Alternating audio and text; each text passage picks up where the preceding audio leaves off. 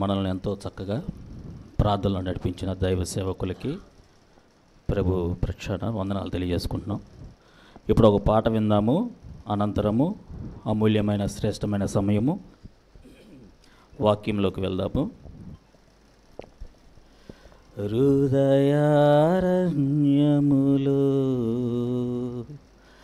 నీ కృంగిన సమయములో, హృదయారణ్యములో నీ కృంగిన సమయములో వినిపించుచున్నది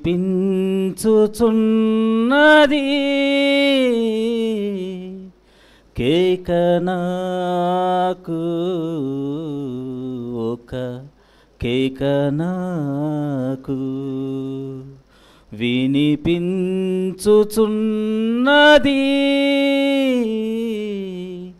కేక నాకు, ఒక కేక నాకు. హృదయారణ్యములో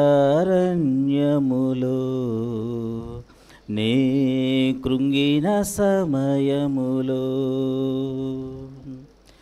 నాకు బలము ఉన్నంత వరకు నమ్మలేదు ఆ యేసుని, నాకు బలము ఉన్నంత వరకు నమ్మలేదు ఆ యేసుని, బలమంతా పోయాక, బలమంతా పోయాక నమ్మాలని ఉంది ప్రభు యేసుని, నమ్మాలని ఉంది ప్రభు యేసుని వినిపించుచున్నది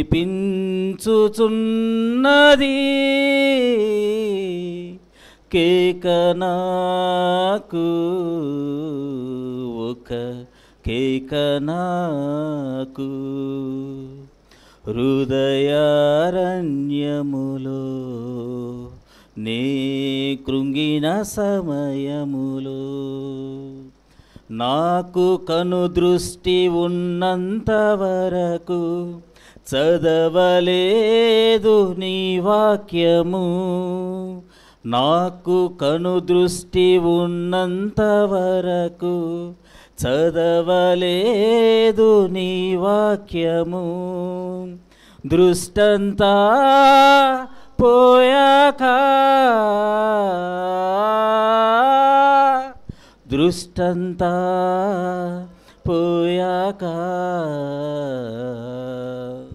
చదవాలని ఉంది నీ వాక్యము, చదవాలని ఉంది నీ వాక్యము వినిపించుచున్నది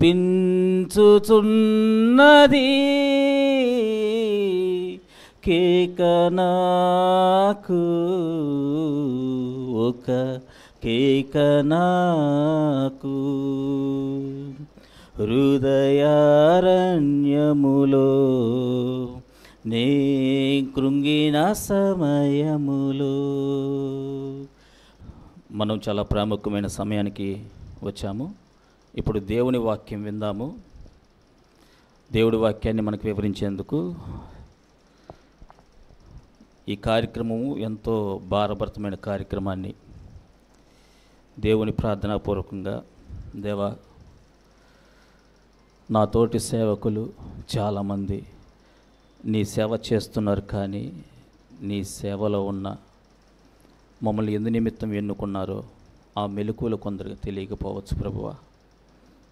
దయించి మామందరము ఈడ నేను గొప్ప అని కాదు, కానీ నీ మాటను అలాగే నీ సేవ భారమును అలాగే మా విలువేందో, మా సేవకుల విలువేందో తెలియచేయుటకు మాకు ఒక కార్యక్రమాన్ని ఇమ్మని ప్రార్థనాపూర్వకంగా దేవుని యొద్ద నుండి పొందుకున్న కార్యక్రమమే ఈ పాస్టర్స్ మెంటరింగ్ ప్రోగ్రాం.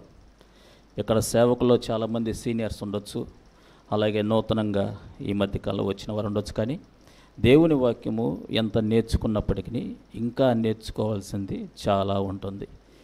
నాకు తెలుసులే ఈ పాయింట్, ఈ వాక్యం మాకు తెలుసులని మనం ఎప్పుడు అనుకోకూడదు. దేనికంటే ఒక క్రిస్మస్ కార్యక్రమం కానీ లేదా ఒక ఈస్టర్ కార్యక్రమం కానీ ఒక అంశాన్ని 100 మంది పాస్టర్లకు ఇస్తే ఆ ఒక్క అంశం ఒకటే కానీ 100 మంది పాస్టర్లు 100 రకాలుగా బోధించగలరు. అంటే ఒక్క పదంలోనే తీసుకోవాల్సిన అర్థాలు చాలా ఉంటాయి.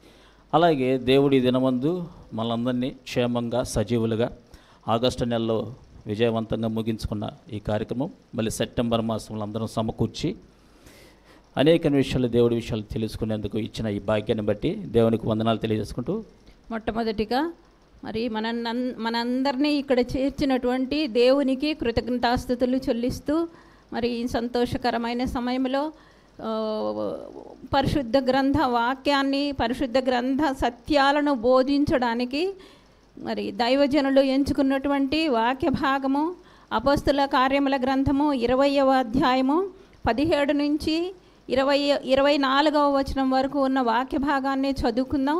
దానికంటే ముందుగా మరి విచ్చేసినటువంటి దైవజనులందరికీ కూడా ప్రతి ఒక్కరికి పేరు పేరు వరుసన మార్టిన్ మెమోరియల్ బ్యాప్టిస్ట్ చర్చ్ తరఫున, మా దైవజనుల తరఫున, మా కుటుంబములన్నిటి తరఫున కూడా మీకందరికీ హృదయపూర్వకమైనటువంటి కృతజ్ఞతాస్తుతులు, వందనాలు చెల్లించుకొంచున్నామండి. చాలా సంతోషంగా ఉంది, మాకు చాలా చాలా సంతోషంగా ఉంది. సరే, మనం వాక్యాన్ని చదువుకుందాం. అతడు అపోస్తుల కార్యముల గ్రంథము 20వ అధ్యాయము 17వ వచనము నుంచి 24వ వచనం వరకు ఉన్నటువంటి వాక్య భాగము. అతడు మిలేతు నుండి ఎఫెసునకు వర్తమానము పంపి సంఘపు పెద్దలను పిలిపించెను. వారు తన యొద్దకు వచ్చినప్పుడు అతడు వారితో ఇట్లనెను, నేను ఆసియలో కాలు పెట్టిన దినము నుండి ఎల్లకాలము మీ మధ్య ఎలాగు నడుచుకుంటునో మీరే ఎరుగుదురు. యూదుల కుట్రల వలన నాకు శోధనలు సంభవించినను కన్నీళ్లు విడుచుచు పూర్ణమైన వినయ భావముతో నేనేలాగున ప్రభువును సేవించుచుంటినో మీకే తెలియను. మరియు ప్రయోజనకరమైనది ఏదియు దాచుకొనక బహిరంగముగాను ఇంటింటను మీకు తెలియజేయుచు బోధించుచు దేవుని ఎదుట మారు మనస్సు పొంది మన ప్రభువైన యేసుక్రీస్తునందు విశ్వాసముంచవలనని యూదులకును గ్రీసు దేశస్థులకును ఎలాగూ సాక్ష్యమిచ్చుచుంటినో ఇదంతయో మీకు తెలియను. ఇదిగో, నేనిప్పుడు ఆత్మయందు బంధింపబడిన వాడనై యెరూషలేమునకు వెళ్ళుచున్నాను. అక్కడ నాకు ఏమేమి సంభవించునో తెలియదు, కానీ బంధకములను శ్రమలను నా కొరకు కాచుకొని ఉన్నవని పరిశుద్ధాత్మ ప్రతి పట్టణములోనూ నాకు సాక్ష్యమిచ్చుచున్నాడని తెలియను. అయితే దేవుని కృపా సువార్తను గూర్చి సాక్ష్యమిచ్చుటయందు నా పరుగును నేను ప్రభువైన యేసు వలన పొందిన పరిచర్యను తుదముట్టింపవలనని నా ప్రాణమును నాకెంత మాత్రమును ప్రియమైనదిగా ఎంచుకొనలేదు. దేవుడు ఈ పరిశుద్ధ వాక్యాలను మన వినికుడిలో దీవించాలని ఈ అవకాశం ఇచ్చిన మా పాస్టర్ గారికి, మన పాస్టర్ గారికి వందనాలు చెల్లించుకుంటూ థ్యాంక్ యూ వెరీ మచ్. ఇప్పుడు అపోస్తుల కార్యములు 20వ అధ్యాయంలో అపోస్తులైనటువంటి పౌలు యొక్క మాటలు ఇవి. పౌలు గారు ఒక పాస్టర్స్ మీటింగ్ పెట్టాడు. ఆ పాస్టర్స్ మీటింగ్లో ఆయన ఇచ్చిన మెసేజ్ ఇది. మీరు 17వ వచనం చూడండి. అతడు మిలేతు నుండి ఎఫెసుకు వర్తమానం పంపి సంఘపు పెద్దలను పిలిపించను అన్నాడు. ఏంటంటే మిలేతు నుండి ఎక్కడికి వెళ్ళాడు? ఆయన ఎఫెసుకు వర్తమానం పంపి మిలేతులో ఉండి అక్కడి నుంచి ఎఫెస్కి ఒక మెసేజ్ అంటే ఒక పాంప్లెట్ పంపించాడు. ఆయన పంపించి సంఘ పెద్దలందరినీ కూడా పిలిపించాడు. సంఘ పెద్దలంటే ఆ రోజుల్లో వాళ్ళని సేవకులే, పాస్టర్స్. మనకి హీబ్రూ భాషలో పెద్దల్ని ఏంటంటే పాస్టర్స్ అని అంటారు. అందుకే పేతురు కూడా తన 5వ అధ్యాయంలో అంటాడు కదా, సంఘ పెద్దలు అనే పదాన్ని ఆయన వాడతాడనమాట. అందుకని సేవకులని పిలిపించి ఒక కాన్ఫరెన్స్ పెట్టి ఆయన ఏమన్నాడంటే, వారు తమ యొద్దకు వచ్చినప్పుడు వారితో ఇట్లన్నాడు. కాబట్టి ఒక పాస్టర్ కాన్ఫరెన్స్లో పౌలు మాట్లాడుతూ ఉన్న ప్రసంగం అన్నమాట ఇది. కాబట్టి ఇప్పుడు నేను చెప్పే ఈ ప్రసంగం నాది కాదు. చెప్పండి, ఎవరిది? పౌలు గారు. ఆయన దగ్గర నుంచి నేను ఇప్పుడు కాపీ కొట్టి మీకు చెప్తాను అనమాట. ఆయన 1వ శతాబ్దంలో ఒక పాస్టర్ మీటింగ్లో చెప్పిన మెసేజ్ ఈ మెసేజ్ అది ఇప్పుడు మీతో నేను మాట్లాడుతూ ఉన్నాను.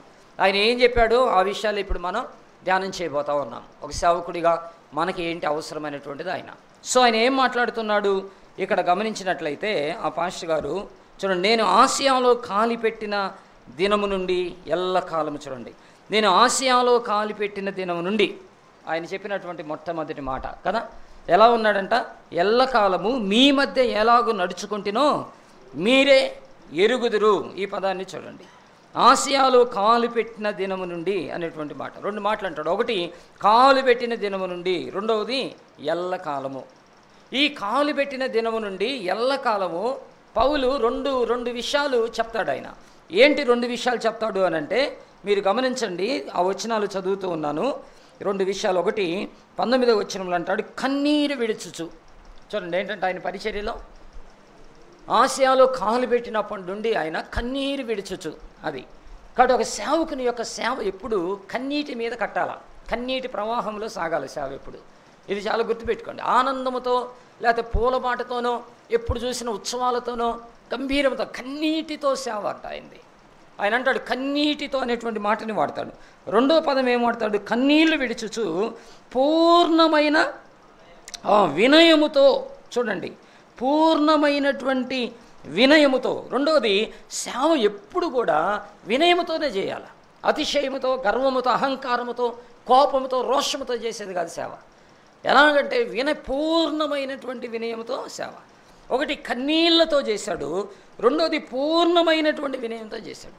మూడవది 22వ వచనం చూడండి, 22వ వచనం. అక్కడేమంటాడంటే, ఇదిగో నేను ఇప్పుడు ఆత్మయందు బంధించబడిన వాడనై. ఈ పదం కూడా చూడాలి. కాబట్టి దేంతో చేశాడంట? కన్నీటితో సేవ చేశాడు, పూర్ణ వినయంతో సేవ చేశాడు. ఈ పదం చెప్పాలి ఏంటంట? ఆత్మలో బంధించబడిన వాడై. ఆత్మతో బంధించబడటం అంటే ఏంటి? బంధించబడటం అంటే ఇంకా ఆయనకంటూ ఏమి లేదు. ఇంకా ఇలా గీరుకోవాలన్నా ఏమి లేదు, ఇలా తుడుచుకోవాలన్నా ఏమి లేదు, ఇలా చాచుకోవాలన్నా ఏమి లేదు. అంటే ఈజ్ కంప్లీట్లీ పరిశుద్ధాత్మ యొక్క కౌగిలిలో, పరిశుద్ధాత్మ యొక్క కనుసంధానంలో, పరిశుద్ధాత్మని యొక్క బంధకాలతో నింపబడిపోయాడు. అది సేవ. వింటున్నారండి మాట? అసలు ఎలా ఆశ్చర్యం! ఎప్పటి నుంచి? ఆసియాలో కాలు పెట్టినప్పటి నుంచి. ఇలా చెప్పమంటారా? సేవలోకి అడుగు పెట్టినప్పటి నుంచి అనుకుందాం మనం. పౌలు ఆసియాలో ఎందుకు ఆసియాలో కాలు పెట్టాడు? సేవ చేయడానికి కాలు పెట్టాడు, సువార్త చెప్పడానికి కాలు పెట్టాడు, ఆత్మలు రక్షించడానికి కాలు పెట్టాడు, ప్రభువుని ఘనపరచడానికి కాలు పెట్టాడు, ప్రభువుని అనేకులకి పరిచయం చేయడానికి కాలు పెట్టాడు. కాబట్టి ఈయన సేవలో కాలు పెట్టినప్పటి నుంచి, ఈ ఉదయకాలం ఇక్కడ కూర్చున్న మన జీవితాల్లో ఆలోచించండి. సేవలో కాలు పెట్టినప్పటి నుంచి వినయముతో సేవ చేయగలుగుతున్నామా? సేవలో కాలు పెట్టినప్పటి నుంచి కన్నీటి ప్రార్థన అనుభవం ఒక సేవకురాలకు, ఒక సేవకుడిగా నీకుందా? సేవకురాలు ఆలోచించండి. దానికోసం దీనికోసం ఏడ్చావు కానీ, వాళ్ళ కోసం వీళ్ళ కోసం ఏడ్చావు కానీ, నశిస్తున్న ఆత్మల కోసం, సువార్త ప్రకటన కోసం, సంఘక్షేమం కోసం, పాపములో ఉన్నవారు విడిపించబడటం కోసం, బంధకాల్లో ఉన్నవారు బయటికి రావటం కోసం. అమ్మా, ఒక సేవకురాలిగా నీకున్నంత సమయం ఇంకెవరికైనా ఉంటుందా? పాస్టర్ గారన్న మీటింగ్కి వెళ్తూ ఉంటాడు, సహవాసంలోకి వెళ్తాడు, ఆ ఊరు వెళ్తుంటాడు, ఆ ఇల్లు దర్శిస్తూ ఉంటాడు, హాస్పిటల్కి వెళ్తాడు. ఇంటి దగ్గర ఉన్నటువంటి నీకున్న ఒకరో ఇద్దరు ముగ్గురో పిల్లలు, లేదా అత్తో మామో, లేదా నీ భర్త పరిచయానికి వెళ్ళినప్పుడు నీకు అప్పగించబడినటువంటి ఆ 30 మంది విశ్వాసులు, లేదా 25 మంది విశ్వాసులు, ఆ 100 మంది విశ్వాసులు, ఆ యవ్వన బిడ్డల కొరకు, ఆ స్త్రీల కోసము, కుటుంబ సమస్యలతో ఉన్న వారి కోసం, ఆర్థిక ఇబ్బందులతో ఉన్న వారి కోసం నీ దగ్గరకు వచ్చి, అమ్మగారు నా భర్త తాగుతున్నాడంటే ఆమె యొక్క కుటుంబ క్షేమం కోసం కన్నీరు విడిచిన దైవ సేవకురాలుగా ఉన్నావు నువ్వు. పాస్టర్ గారు సరుకులు తేలేదని ఆయన మీద తిట్టి ఏడ్చావు, పాస్టర్ గారు మంచి బట్టలు తీయలేదని ఆయన మీద తిట్టి ఏడ్చావు, పాస్టర్ గారు పిల్లలకు కూడా ఫీజు కట్టలేదని ఏం సేవ అయ్యా నీ సేవ అని అన్నావు. లేకపోతే నీతో ఉన్న వాళ్ళు చూడండి ఎట్టున్నారో, నువ్వు మాత్రం ఎందుకు ఉపయోగం లేదన్నావు. కానీ ప్రభువు పాదాల దగ్గర కన్నీరు కార్చిన దైవజనురాలుగా నువ్వు ఉన్నావా? మన దగ్గరికి వచ్చినటువంటి విశ్వాసులకి ఏం సలహాలు మనం ఇవ్వగలుగుతున్నాం? వదినమ్మ అని వస్తున్నారు, అక్క అని వస్తున్నారు, అమ్మగారు అని వస్తున్నారు, పాస్టమ్మ గారు అని వస్తున్నారు. వారి గురించినటువంటి విషయంలో నీ భారం ఏంటి? నీ బాధ్యత ఏంటి? ఒకసారి ఆలోచించండి. సేవకురాలుగా ఒకసారి ఆలోచించండి. సేవకురాలు ఎలాంటి వాళ్ళంటే, ఇర్మియా ప్రవక్త అంటాడు, యెరూషలేము ప్రాకారములు కూలిపోయినప్పుడు, యెరూషలేము దేవాలయం పాడైపోయినప్పుడు, యెరూషలేము యొక్క అన్ని కాలిపోయినప్పుడు, యెహోయాకీము అనేటువంటి రాజు పరిపాలనలో, యెహోయాకీను అనేటువంటి రాజు పరిపాలనలో, సిద్కి అనేటువంటి రాజు పరిపాలనలో, యోషి అనే రాజు పరిపాలనలో ఇర్మియా ప్రవక్తగా నిలబడి ఇదిగో మీరు బబులోను దేశానికి బానిసలుగా వెళ్ళబోతా ఉన్నారు, మీరు మార్చుకోండి అని చెబితే యెహోయాకీము సిద్కియా అనే రాజులు వారి జీవితాలను సరి చేసుకోకపోతే నెబుకద్నెజర్ రాజు దండెత్తి దేవాలయంలోని శ్రేష్టమైన ఉపకరణాలను తీసుకెళ్లి ఆలయాన్ని కాల్చేశాడు. ఇర్మియా గ్రంథం 26వ అధ్యాయం నుంచి 52వ అధ్యాయం వరకు ఈ విషయాలు రాయబడ్డాయి. అప్పుడు ఇర్మియా ప్రవక్త ఏమన్నాడు తెలుసా? ముందుగా ఇర్మియా గ్రంథం 9వ అధ్యాయంలో అంటాడు, రోదన చేయు స్త్రీలని పిలువనంపండి. నువ్వు కాదా? యవనస్తులు పాడైపోతూ ఉంటే, కుటుంబాలు పాడైపోతూ ఉంటే ఏడుపు ఏడుపు. కన్నీటి సేవకురాలికి కావాలి. నువ్వు ప్రసంగం చేయాల్సిన అవసరం లేదు. నీ ఇంట్లో నీ భర్త సేవకి వెళ్ళినప్పుడు, లేదా నీ దగ్గరికి అవసరానికి వచ్చినప్పుడు, ఏ తల్లో ఏ చెల్లో ఏ యవనస్తురాలో, అమ్మగారు ఇదిగో నేను నా యవ్వనకాల జీవితంలో పాడైపోయి తప్పు చేశాను అమ్మగారు అన్నప్పుడు, లేదా వదినా ఇదిగో మీ అన్నయ్య అస్సలు మాటినట్లేదు, కుటుంబాన్ని పట్టించుకోలేదు అన్నప్పుడు, ముసలి తల్లులు వచ్చి అమ్మ నా కోడలు కాస్త చెప్పమ్మా అసలు నన్ను పట్టించుకోవట్లేదు అన్నప్పుడు నువ్వు చేసే పని ఏంటి? సాపేసుకో, దేవాలయంలో కూర్చో, ఇంట్లో కూర్చో. ఎప్పుడన్నా ఒక సేవకురాలు గురించి నీ సంఘ సభ్యులు ఎప్పుడన్నా చెప్పారా? ఇప్పుడు మన అమ్మగారు ప్రార్థన చేస్తూ ఉంటారు, గంట సేపు అమ్మగారు ప్రార్థన చేస్తూ ఉంటారు. ఇదిగో రాత్రి 9 గంటలకి అమ్మగారు ప్రార్థన చేస్తూ ఉంటారు. తెల్లవారుజామున 3 గంటలకు లేచి అమ్మగారు ప్రార్థన చేస్తూ ఉంటారు. నీ సంఘ సభ్యులు వారి పిల్లలకి అమ్మగారి గురించి ఏం చెప్పగలరు? ఎగ్జామ్కి వెళ్తున్నావా? మాయ్ ఆశ్రమం గారి దగ్గరికి వెళ్ళి ప్రార్థన చేసుకో, అమ్మగారు భలే ప్రార్థన చేసింది అనగలుగుతున్నారా?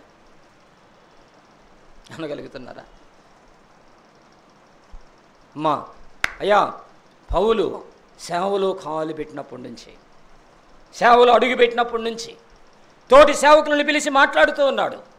నేను కన్నీటితో సేవ చేశాను అన్నాడు, పూర్ణ వినయముతో సేవ చేశాను అన్నాడు, ఆత్మలో బంధించబడి సేవ చేశాను అన్నాడు.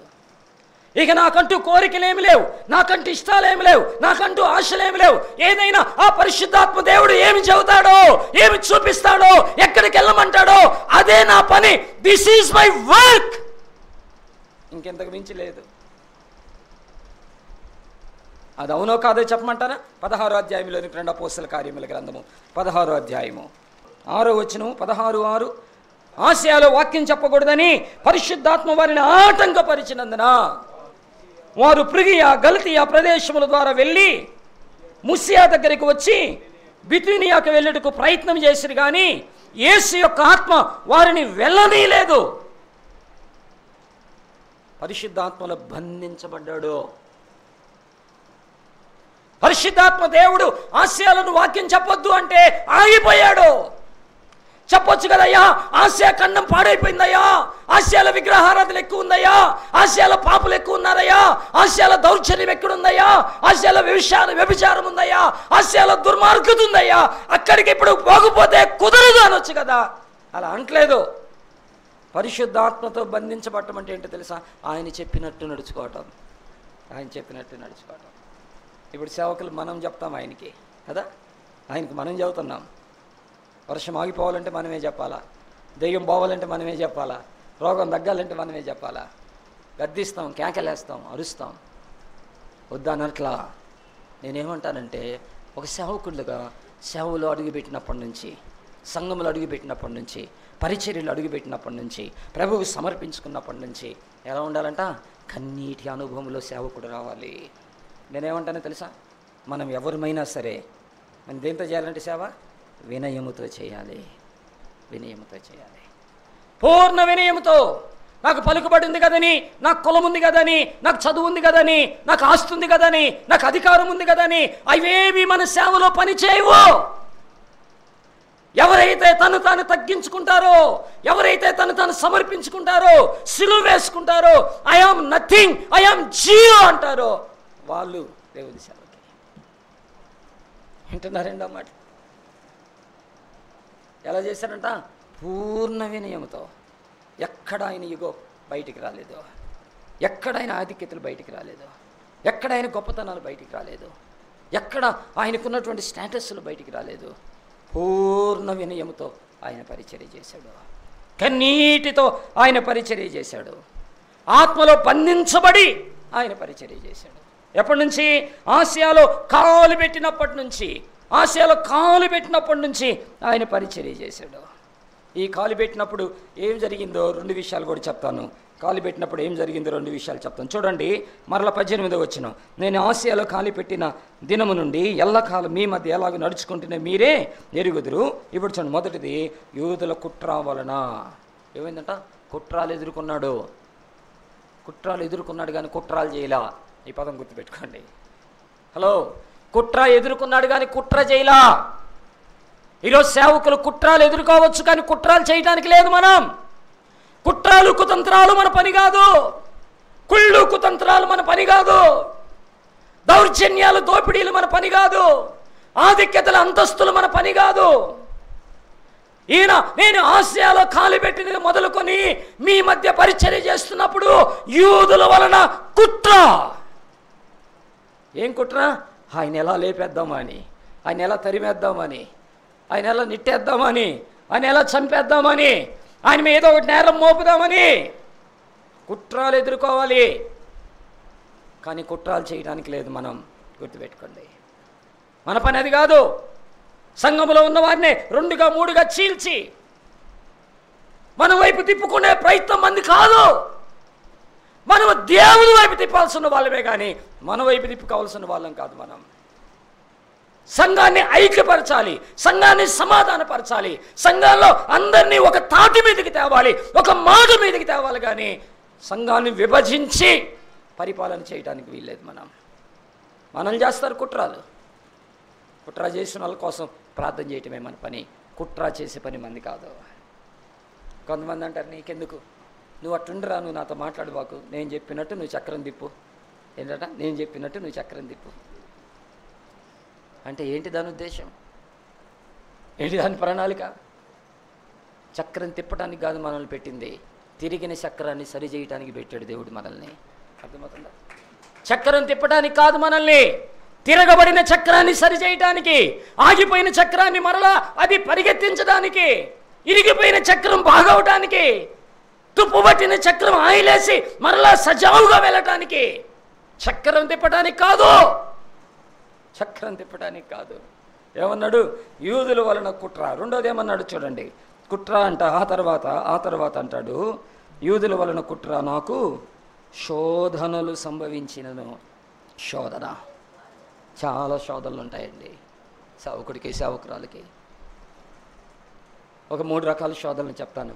సేవకుడికి, సేవకురాలకి ఎలాంటి శోధనలు ఉంటాయంటే, ఒకటి డబ్బు శోధన. డబ్బు అది చాలా చాలా. డబ్బు కోసం నేను ఎప్పుడు చెప్తాను, నాకు ఎప్పుడు బాధే అది. డబ్బు కోసం ప్రేమించుకొని లేచిపోయి వచ్చిన వాళ్ళకి పెళ్ళిళ్ళు చేస్తున్నాం మనం డబ్బు కోసం. అదొక శోధన. డబ్బు శోధన మెయిన్. ఎక్కడైనా డబ్బులు పంచుతున్నారంటే చాలు, ఓటుకు డబ్బులు ఇస్తున్నారంటే చాలు, ఫ్లాట్కి డబ్బులు ఇస్తున్నారంటే చాలు, నా పేరు కూడా రాయి. నేను రాకపోయినా కూడా మళ్ళీ 10 మంది పేర్లు రాపియటం, తీసుకోవటం. అది తీసుకుని మళ్ళీ నువ్వు రాకపోయి నేను తెచ్చాను కదరా 2000 ఓటుకి, ఒక 500 నాకు, 1500 నీకు. ఎందుకు? నేను తెచ్చినందుకు.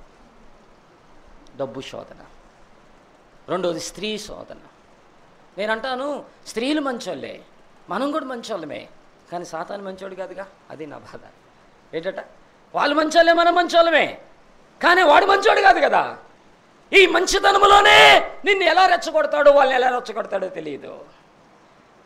మన ఎదుటిన్నవారు మంచోరే, మనం మంచోళ్ళమే, మన చుట్టూ ఉన్నవారు కూడా మంచోడే, కానీ మనల్ని టార్గెట్ చేసిన అపవాది మంచోడు కాదు.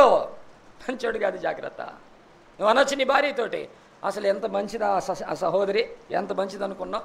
నేను వెళ్ళినప్పుడు వాళ్ళు టీ చేస్తుంది, అన్నయ్య అని పిలిచిద్ది, భోజనం పెట్టిద్ది, నువ్వే అసలు తప్పుడు దానివి, అందుకే ఇట్లా మాట్లాడుతున్నావు అని నీ భార్యనే తిడతావు నువ్వు.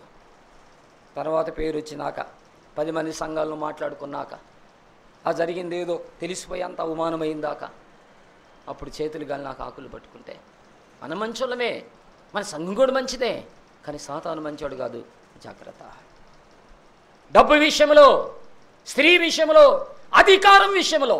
అధికారం, పదవులంటే చాలు ఇప్పుడు. అసలు ఎక్కడ లేని శక్తి వస్తుంది, ఎక్కడ లేని బలం వస్తుంది. అదేంటో మరి పిలవాల మనల్ని ప్రెసిడెంట్ అని, పిలవాల ట్రెజరర్ అని, ఏదో ఒక పోస్ట్ ఏమంటారు, నీకు ఏదో ఒక పోస్ట్ ఇస్తానులే మామ, నువ్వు రా, నీకెందుకో, ఇస్తావా, నిజమేనా ఏందో మరి పోస్ట్ కోసం ఏదో ఒకటంట, ఏదో ఒకటి కావాలా. ఎందుకండి మనకి?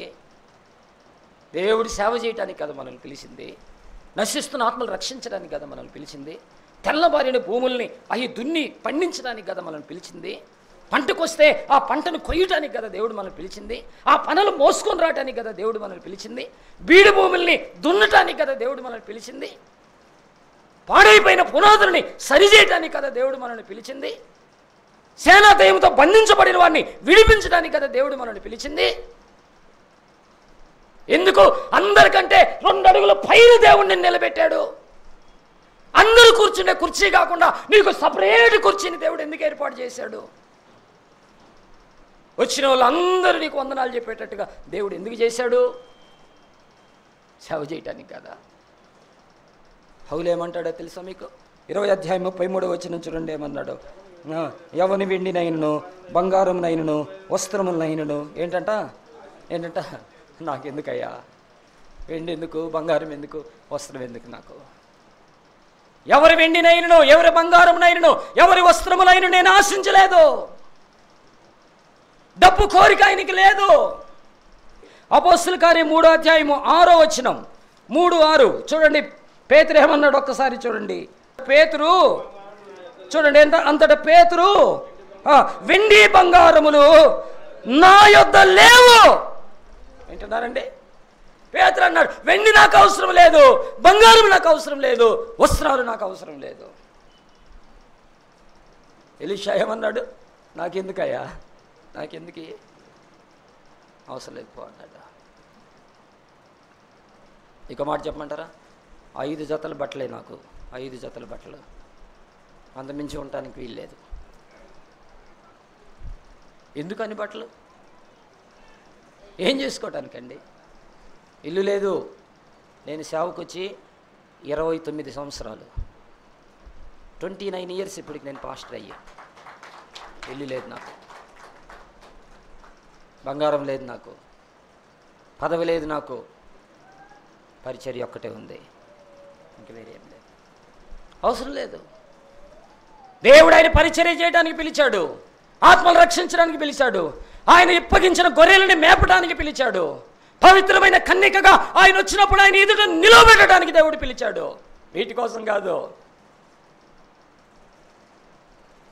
బోల్డ్ అని పదవులు ఇస్తామని పిలిచారు. ప్రెసిడెంట్, సెక్రటరీ, స్టేట్ వైడ్గా, నేషనల్ వైడ్గా. నేను చెప్పాను, పాస్టర్ కంటే పెద్దది ఏదైనా ఉంటే చూడండి ఈ ప్రపంచంలో, మాస్టర్ కంటే పెద్దది ఏదైనా ఉంటే చూడండి, తగ్గించుకొని నేను రాలేనులే అని చెప్పాను. దేవుని సేవకుడిగా పిలువబడటమే ఆధిక్యతనే మనకి. అది కదా మనకి ఘనత, అది కదా మనకి సంతోషం. పౌలు అంటున్నాడు, ఏంటి శోధన? ఎదర డబ్బు ద్వారా వచ్చింది, పదవుల ద్వారా వచ్చింది, స్త్రీ ద్వారా వచ్చింది. ఆ శోధనలు ఎక్కడ పౌలు పడిపోలేదు. ఆయనకి ఎలాంటి శోధన వచ్చిందంటే చూడండి, ఆ అపోస్తలుల కార్యములు 14వ అధ్యాయము 14-15 వచనాలు. అపోస్తలుల కార్యములు 14వ అధ్యాయము 14-15 వచనాలు. అపోస్తలులైన బర్నబాయు పౌలును ఈ సంగతి విని తమ వస్త్రములను చించుకొని సమూహంలోనికి చొరబడి, అయ్యలారా మీరెందుకు ఇలాగు చేయుచున్నారు? మేము కూడా మీ స్వభావం వంటి మనుషులమే. ఎందుకు? మీరు దేవతలయ్యా అంటున్నారు వాళ్ళు. ఈయనేమంటున్నాడు? అయ్యా మేము మామూలు మనుషులమేనయ్యా. మీ చప్పట్లు మాకొద్దు, మీ పూలదండలు మాకొద్దు, మీ శాలువాలు మాకొద్దు, మీ కేకల అరుపులు మాకొద్దు, మేము మీలాంటి మనుషులమేనయ్యా. వాళ్ళు మాట వినకపోతే తన చొక్కాలు చించుకున్నారంట. అయ్యో అయ్యో మీ దండం పెడతానయ్యా, మాకొద్దయ్యా, మాకొద్దు. పదవుల కోసం ఇప్పుడు చొక్కాలు చించుకుంటున్నారు కదా, చొక్కాలు పట్టుకుంటున్నారు, కాళ్ళు రెగరేస్తున్నారు, పాంప్లెట్లో, ఫ్లెక్సీల్లో. మనకెందుకండి ఫ్లెక్సీలు? మనకెందుకండి పాంప్లెట్లు? క్యాలెండర్లో ఫోటోలు మనకెందుకండి? నాకు అర్థం కాదు. కొన్నిసార్లు క్యాలెండర్లలో మన ఫోటోలు వేసుకుంటాం. మనం ఏం చేసామండి? ఇదిగో ఆమె చూడండి, ఇక్కడ ఉన్నారు, ఆయన్ని చూడండి. ఆయన ఏం చేశాడు? అమెరికా దేశం నుంచి వచ్చాడు. లైమన్ జ్యూవెట్ దొరగారు ఇక్కడికి 1884 సంవత్సరం ఇక్కడికి. ఆయన అక్కడి నుంచి కొంత కానుక తీసుకొని వచ్చాడు. ఎంతో తెలుసా? 80 లక్షల రూపాయలు. 22 సంవత్సరాలు ఇక్కడ కన్నీటితో సేవ చేశాడు. 22 సంవత్సరాలు కన్నీటితో సేవ చేస్తే 80 లక్షల రూపాయలు ఖర్చు చేస్తే 8 మంది రక్షణ పొందారు. 8 మంది. ఆయన సంఘం ఎంతమంది తెలుసా? 8 మంది. ఈరోజు ఒంగోలు కొండపైన జ్యూవెట్ ప్రైర్ హిల్, అది ఆయన పేరు మీద.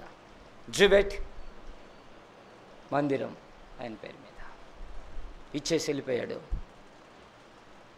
అది ఆయన చూడండి, పక్కన బేకర్ దొరగారు. మిషన్ వాళ్ళు చేశారు సేవ. హాస్పిటల్ నిర్మించాడు, కాలేజీ కట్టాడు, స్కూల్ కట్టాడు. ఆ చర్చి బిల్డింగ్ ఆయనే కన్స్ట్రక్షన్. అదిగా ఆమె చూడండి, వేరమ్మ గారు అంటారు, డాక్టర్ అమ్మ గారు. ఎన్ని సంవత్సరాలు? 35 సంవత్సరాలు ఒంగోలు నెల్లూరు హాస్పిటల్లో డాక్టర్గా పనిచేసిందమ్మా. 39,000 ఆపరేషన్లు చేసింది, ఒక్క పైసా తీసుకోకుండా. అమ్మా ఇదిగో ఈయన చూడండి, హ్యారియట్ సండర్లాండ్ మిస్ అమ్మ గారు. అంటే ఏంటి తెలుసా? హ్యారియట్ సండర్లాండ్ అంటే HECM కాలేజ్ ఉంది కదా, ఆమె పేరే. అదిగా హ్యారియట్ అంటే H, సండర్లాండ్ అంటే C, మీ M, మిస్ అమ్మ. HECM అంటే ఆమె పేరే, హ్యారియట్ సండర్లాండ్ మిస్ అమ్మ గారు. అది ఆ స్కూల్లోనే టీచర్ గారు, ద బెస్ట్ టీచర్ ఉంది. సేవ చేశారు వాళ్ళు. అక్కడ చూడండి, అదిగో క్లౌదర్ గారు రాళ్లతో కొట్టి గాయపరిచారు. బొంగు తీసుకొని చచ్చిపోయేదా కొట్టారు ఆయన్ని. చావు బతుకుల మధ్య ఉన్నాడు. ఆ కొట్టిన వాళ్ళు ఆయన దగ్గరికి వస్తే వాళ్ళని కౌగలించుకొని ఆయన ఏమన్నాడు తెలుసా? My dear brother, I love you అన్నాడు ఆయన. నేను నిన్ను ప్రేమిస్తున్నానని ప్రభువుని గురించి చెప్పి క్షమించాడు ఆయన, క్లౌదర్ గారు. ఒంగోలు రైల్వే స్టేషన్ చింతల్లో ఉండేది, కుప్పోలు అవతల చింతల్లో ఉండేది. ఆయన అప్పుడున్నటువంటి కమిషనర్కి ఉత్తరం రాసి, కలెక్టర్కి ఉత్తరం రాసి, అయ్యా ఒంగోలు ఎక్కడుంది? స్టేషన్ ఎక్కడో 10 కిలోమీటర్ల దూరంలో ఉందయ్యా, ప్రజలు వెళ్ళలేకపోతున్నారని చెప్పి ఒంగోలు రైల్వే ట్రాక్ని ఇక్కడికి తెప్పించింది ఆయన. మీకు తెలుసో తెలీదో, వాళ్ళు చేశారు. ఆయన మనవడు అడుగు మార్టిన్ దొరగారు. ఈ చర్చ ఆయన పేరు మీదే పెట్టింది. ఇక్కడే పుట్టాడు, ఒంగోలులో పుట్టాడు, ఒంగోలులో చదువుకున్నాడు, ఒంగోలులో బాప్తిసం తీసుకున్నాడు, ఒంగోలులో పెళ్లి చేసుకున్నాడు, ఒంగోలులో సేవ చేశాడు, ఒంగోలులో చచ్చిపోయాడు. ఒంగోలు మామిడిపాలెం సమాధుల తోటలో ఆయన సమాధి ఉంది. Born, baptise, labour, married, in died, Ongole అని రాసి ఉంటుంది ఆయన సమాధి మీద. సేవ చేశారు. పదవులేవి లేవు, వాళ్ళు సేవకులని పెట్టుకున్నారంతే, దేవుని దాసులని పెట్టుకున్నారంతే, పాస్టర్స్ అని పెట్టుకున్నారంతే. ఆయనకేమి పదవులేమి లేవు, ఈయనకేం పదవులు లేవు, ఈమెకేం పదవులు లేవు, ఆమెకేం పదవులు లేవు. మొట్టమొదట మన ప్రాంతానికి వచ్చి సేవ చేశాడు. అడుగో శామ్యుయల్ డే, ఆయన first missionary in the Ongole. ఆ తర్వాత జ్యూవెట్ గారు, ఆ తర్వాత క్లవ్ గారు, ఆ తర్వాత బేకర్ గారు, ఆ తర్వాత మార్టిన్ గారు, ఆ తర్వాత ఆయన భార్య. 2 కొడుకులైతే 2 కొడుకులు సేవకి ఇచ్చేసింది. పదవులు ఏం లేవు, 2 కొడుకులు సేవకి ఇచ్చేసింది. ఆ తర్వాత వాత్తిని దొరగారు. స్థలాలు, హాస్పిటల్స్, స్కూల్స్, చర్చెస్, పదవులు ఏం లేవు. చాలామంది పదవి ఉంటే సేవ అనుకుంటారు. పదవి ఉంటే సేవ చేయలేము.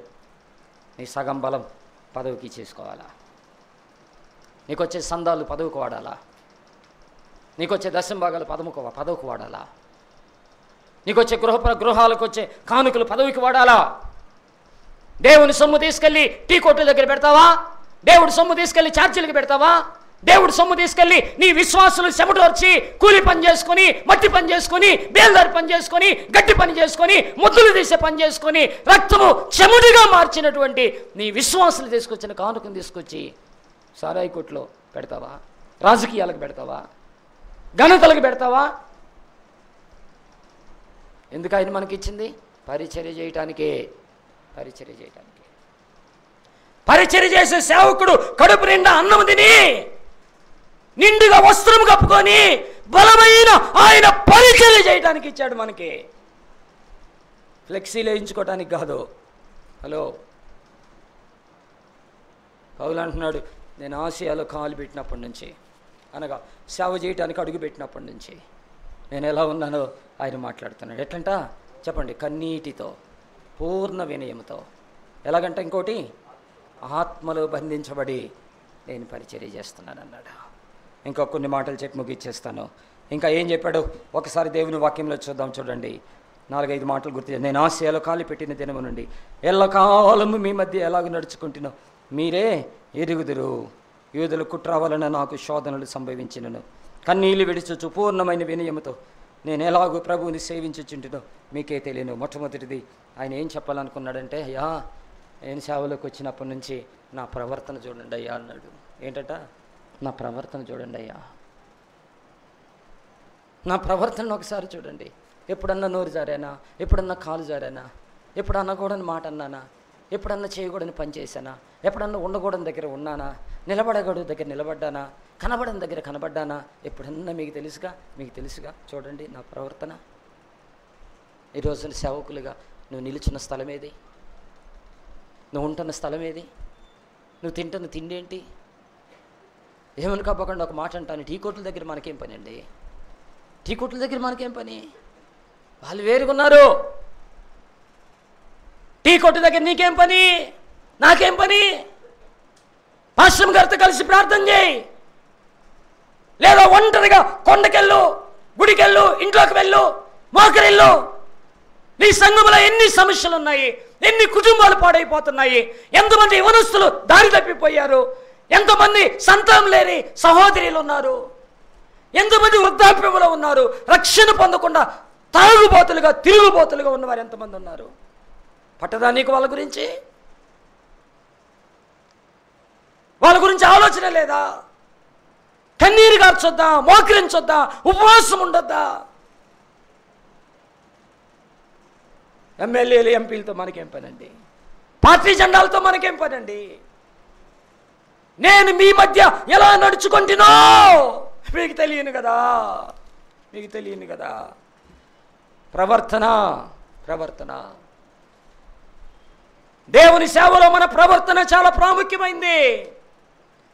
మన మాట చాలా ప్రాముఖ్యమైంది. మన అలవాట్లు చాలా ప్రాముఖ్యమైనవి. మన ఆచారాలు చాలా ప్రాముఖ్యమైనవి. మన సిద్ధాంతాలు చాలా ప్రాముఖ్యమైనవి. వాళ్ళని వీళ్ళను చూడొద్దు, ప్రభువుని మాత్రమే చూద్దాం. మనం ప్రభువుని మాత్రమే చూద్దాం. వాళ్ళతో వీళ్ళతో పోటీ పడాల్సిన అవసరం లేదు మనకి. ప్రవర్తనని కాపాడుకోవాలా.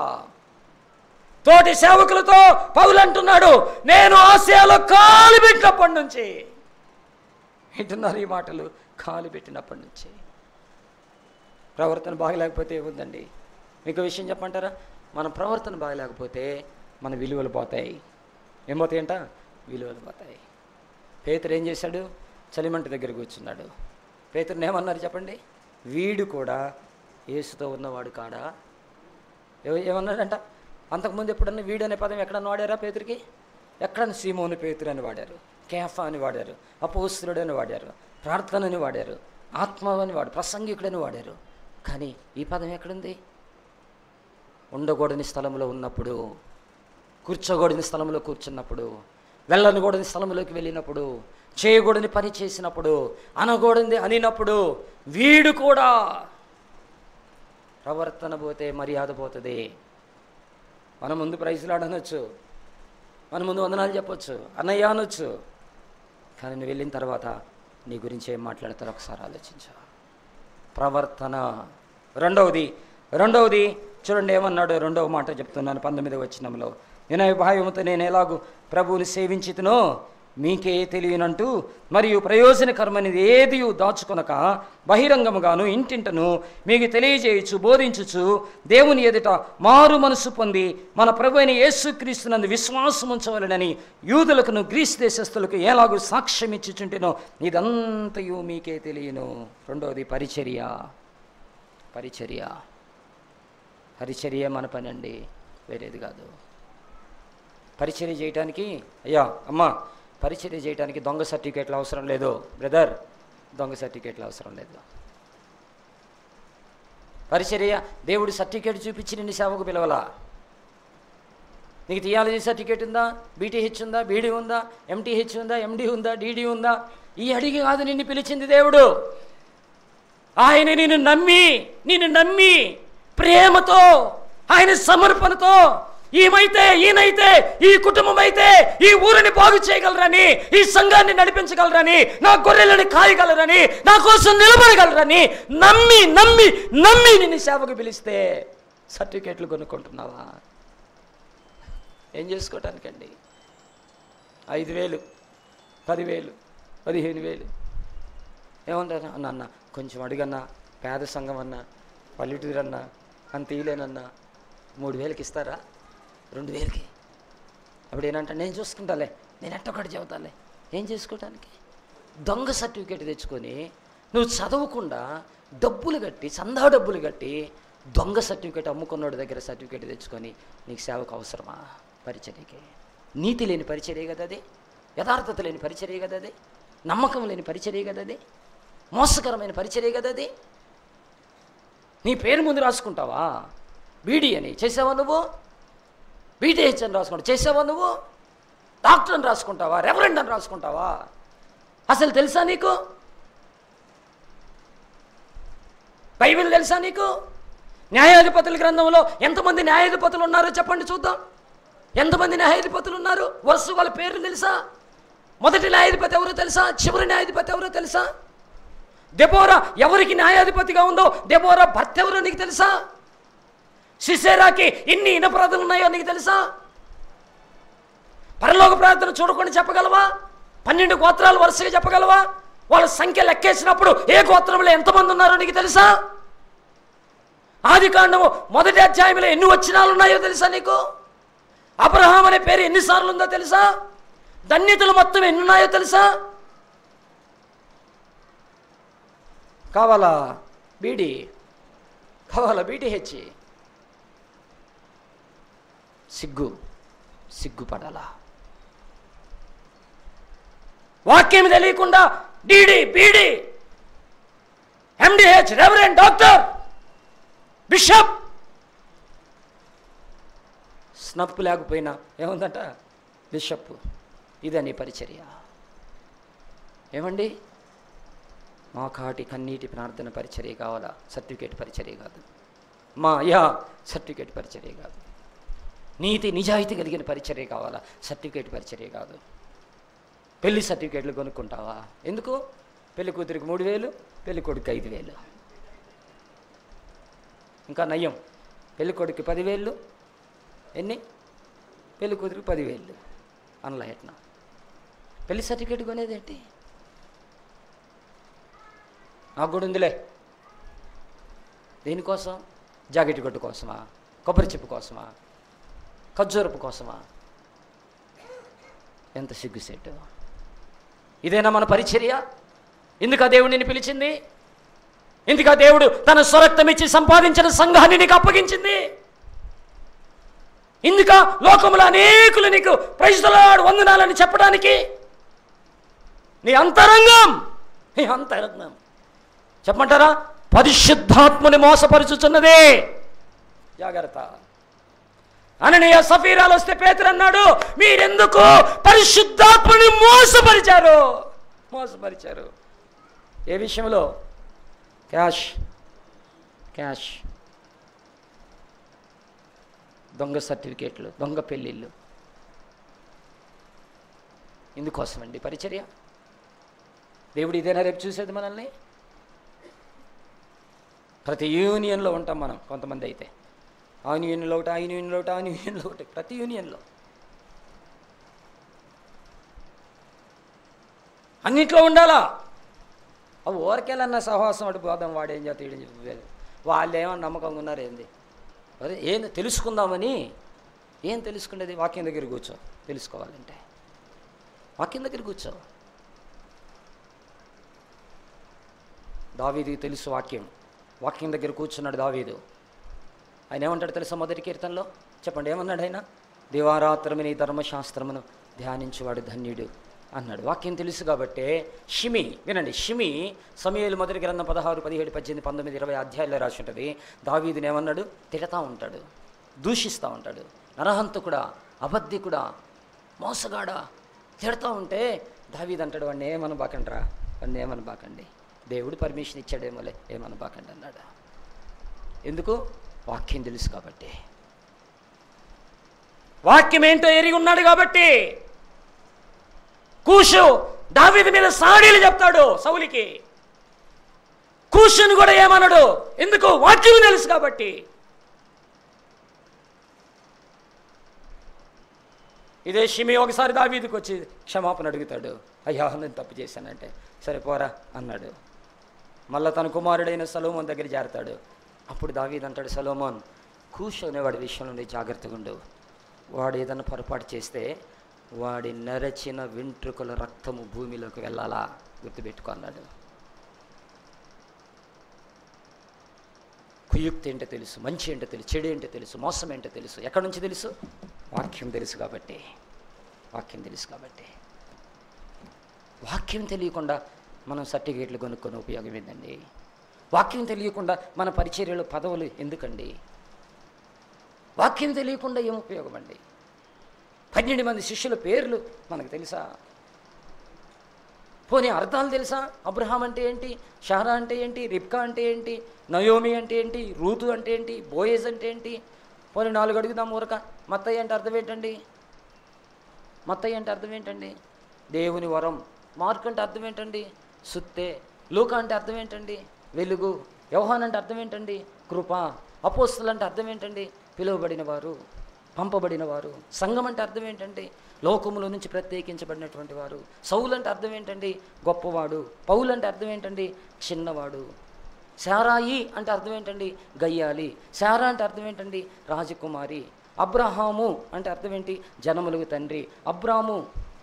అబ్రాము అంటే జనములకు తండ్రి. అబ్రహాము అంటే విశ్వాసులకు తండ్రి. ఇస్సాకు అంటే చిరునవ్వు. రిబ్కా అంటే ఆడగొర్రె. రూతు అంటే పరిమళ వాసన. నయోమి అంటే మధురము. తెలుసా మనకి? యేసు అంటే రక్షకుడు. తెలుసా మనకి? నేర్చుకోవా ఇవి? సర్టిఫికేట్ కోసమైనా తాపత్రయం? వాక్యం వద్దా? పెళ్లి చేయటానికైనా తాపత్రయం? వాక్యం వద్దా? ప్రార్థన చేయటానికైనా తాపత్రయం? వాక్యం వద్దా? డబ్బు సంపాదనకైనా తాపత్రయం? ఆత్మల సంపాదన వద్దా? నీకు అప్పగించబడిన మందని దేవుని వాక్యంతో పెంచాలి కదా, దేవుని వాక్యంతో నింపాలి కదా. దేవుని వాక్యంలో ఎఫెసీ పత్రిక 5వ అధ్యాయంలో అంటాడు, వాక్యముతో ఉదక స్నానము చేత. ఏం చేయాలంటే వాక్యముతో తల నుంచి హరికాలు వరకు వాక్యముతో స్నానం చేయించాలి కదా. కీర్తన గ్రంథము ఎన్ని కీర్తనలు బట్టి వచ్చండి మనకి? 150 కీర్తనలు ఉన్నాయి, 2461 వచనాలు ఉన్నాయి, 5 స్కందాలు ఉన్నాయి, 8 మంది రచయితలు ఉన్నారు, 15 యాత్రా కీర్తనలు ఉన్నాయి. దావీదు 73 కీర్తనలు రాశాడు, కోరహు 11 కీర్తనలు రాశాడు, ఆసాపు 12 కీర్తనలు రాశాడు, యాత్రా కీర్తనలు 15 ఉన్నాయి, పేరు లేని కీర్తనలు. మరి ఒక్క కీర్తన చూడకుండా ఒక్క కీర్తన తెలుసా మనకి? నేను సొలొమోను మనకు తెలుసు. సామెతల గ్రంథం రాశాడు, ప్రసంగి గ్రంథం రాశాడు, పరమగీతం రాశాడు. ఒక్క పుస్తకం అన్నా, సామెతల గ్రంథం 1వ అధ్యాయం 1వ వచనమన్నా, కనీసం పరమగీతం 1వ అధ్యాయం 1వ వచనమన్నా, ప్రసంగి గ్రంథం 1వ అధ్యాయం 1వ వచనమన్నా తెలుసా మనకి? గుర్తుందా? ఏ వాక్యం ఎక్కడుందో? సిలువలో 7 మాటలు చెప్పగలమా? ఆయన పునరుద్ధరణ అవగానే మొట్టమొదటి పలికిన మాట ఏంటో మనకు తెలుసా? ఏం కావాలి మనకి? పరిచర్యలు ఏం కావాలా? పరిచర్యలు ఏం కావాలి మనకి? సర్టీ తీసేస్తే సర్టిఫికేట్లో డూప్లికేట్ పరిచర్యలు అయిపోయినాయి. ఇప్పుడు ఈ డూప్ ఇక్కడే, అక్కడ చేయలేవు. ఈ డూప్ ఇక్కడే. ఇక్కడ సంఘాన్ని మోసం చేయగలమేమో, ఇక్కడ పాస్టర్ని మోసం చేయగలమేమో, ఇక్కడ పాస్టర్ని మోసం చేయగలమేమో, ఇక్కడ నాయకులు మోసం చేయగలమేమో, ఇక్కడ ఊరు మొత్తాన్ని కప్పగలమేమో. కన్ను ఆయన కన్ను కప్పలేము. ఆయన ఎలా ఉంటాడో తెలుసా? ప్రకటన గ్రంథం 1వ అధ్యాయం అంటాడు, అగ్ని జ్వాలల వంటి నేత్రములు కలిగిన వాడని రాయబడింది. ఆయన కన్నులకు మరుగైనది ఏదీ లేదని రాయబడింది. ఆయన నల్లందరినీ దృష్టించుచున్నాడని రాయబడింది. ఆయన మహాధవల సింహాసనం మీద ఆసీనుడైనప్పుడు అందరూ ఆయన ఎదుట నిలవబడవలని రాయబడింది. మీలో అనేకులు బోధకులు కాకుడి, మరి కఠినమైన తీర్పు అని వాక్యం రాయబడింది. లూకా సువార్తలో ఆయన మాట్లాడుతూ అంటాడు, తన తండ్రి చిత్తము చేయని సేవకునికి అనేకమైన దెబ్బలు తగిలినని రాయబడింది. మనకు కదా అయ్యి వద్దా? మనకి ఒకటి, నా ప్రవర్తనను చూడండి అన్నాడు. రెండవది, నా పరిచర్యను చూడండి అన్నాడు. మూడవది చూడండి ఏమన్నాడు? చూడండి 22వ వచనం, ఇదిగో నేను ఇప్పుడు ఆత్మయందు బంధింపబడిన వాడినై యెరూషలేమునకు వెళ్ళుచున్నాను, అక్కడ నాకు ఏమి సంభవించునో తెలియదు కానీ పరిశుద్ధతని చూడమన్నాడు. పరిశుద్ధతని ఏంటంట? ఆత్మయందు, ఆత్మతో బంధించబడిన వ్యక్తి ఎలా ఉంటాడండి? పరిశుద్ధత. ఆత్మయందు బంధించబడి నా పరిశుద్ధతను చూడండి. నేను పదవులు కోరుకోలేదు, నేను స్త్రీలను కోరుకోలేదు, నేను డబ్బును కోరుకోలేదు, నేను ఆధిక్యతను కోరుకోలేదు, నేను సన్మానాలను కోరుకోలేదు. నాకు ఒక్కటే గురి, నా మట్టుకైతే బ్రతుకుట క్రీస్తు, చావైతే లాభం. Death is gain for me. That's all. అది కదా పరిశుద్ధత. నేను ఆసియాలో కాలు పెట్టినప్పటి నుంచి నా పరిశుద్ధతను చూడండి. ఎక్కడైనా ఎప్పుడైనా ఎక్కడైనా మాట జారానా, కాలు జారానా, ఏదైనా ఆశించానా, ఏదైనా కోరుకున్నానా, ఏదైనా ఇష్టపడ్డానా, దేనికోసమైనా పాకులాడానా? మీకు తెలుసు కదా నా పరిశుద్ధతను చూడండి. అందుకే రోమ పత్రిక 12వ అధ్యాయంలో అంటాడు, ఈ లోక మర్యాదను అనుసరింపక ఉత్తమమును దేవునికి అనుకూలమైన సజీవ యాగముగా మీ శరీరములను ఆయనకు సమర్పించవలనని దేవుని వాత్సల్యమును బట్టి మిమ్మల్ని బతిమాలుకొనుచున్నానని ఆఖరి లైన్లు అంటాడు. ఇట్టి సేవ యుక్తమైంది అన్నాడు. వింటున్నారండి మాటలు? వద్దా బైబిల్ మనకి? ఆ రెఫరెన్స్లు వద్దా? మనకి ఏ కాడికి నువ్వు ఇంటిలో నుంచి దీవించబడతావు, బయటికి వెళ్ళినప్పుడు దీవించబడతావు, నీ గర్భఫలం దీవించబడిద్ది, ఆయన వారిని స్వస్థపరిచెను, సంఘ పెద్దలని పిలిపించి నూనె రాసగా వారి పాపములు పోయెను. ఇవేనా మనకు కావాల్సింది?